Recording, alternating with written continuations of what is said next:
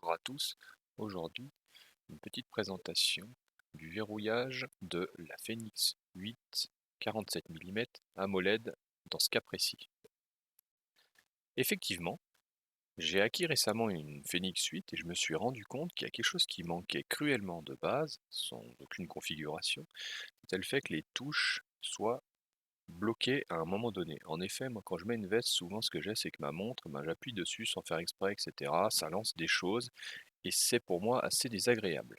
Sur ma Forerunner 945, j'avais quelque chose qui s'apparentait à ce que je vais vous présenter, c'est-à-dire qu'en fait, au bout d'un certain moment où je ne touchais pas la montre, eh ben, elle se loquait, ou alors elle se verrouillait, c'est-à-dire que ben, au bout de 10 secondes, je ne pouvais plus appuyer sur les boutons, et pour la déverrouiller, il fallait appuyer quelques secondes sur un bouton donné ou non.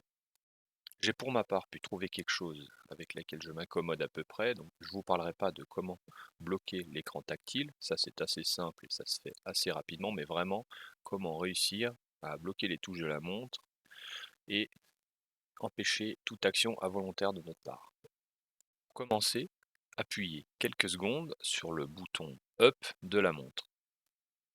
Cela vous ouvre le menu général de la montre, vous arrivez donc sur un écran, c'est marqué cadran de montre.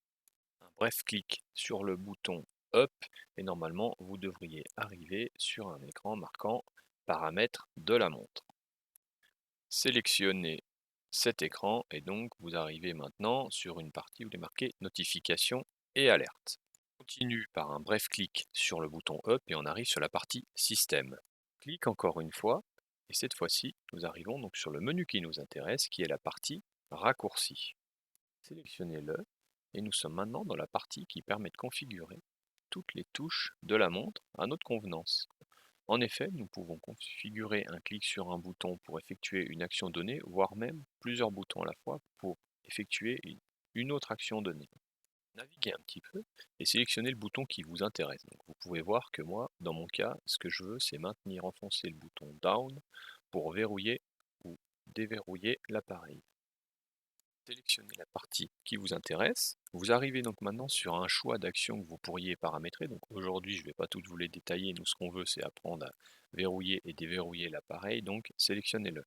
Donc maintenant, super, félicitations, vous avez configuré la possibilité via un bouton ou un clic sur plusieurs boutons simultanément pour effectuer l'action de verrouiller-déverrouiller. Donc je vous montre à quoi ça ressemble. Un long clic sur le bouton Down, dans mon cas, voilà ce que ça donne. Verrouillage de l'appareil activé. Maintenant, c'est le message que vous devriez voir à chaque fois que vous essayez de faire un bref clic ou un clic plus long sur la montre alors que l'appareil est déverrouillé. Pour le déverrouillage, c'est un peu plus simple, vous pouvez appuyer un peu plus longuement sur n'importe quel bouton et la montre affiche un message qui vous dit verrouillage de l'appareil désactivé. Petite information, si vous avez activé la vibration de la montre, dans le cas où la montre se verrouille ou se déverrouille, vous allez ressentir une légère vibration vous indiquant qu'une action est en train de se passer. Voilà, c'est tout pour aujourd'hui. J'espère que cette vidéo vous a plu et je vous dis à bientôt.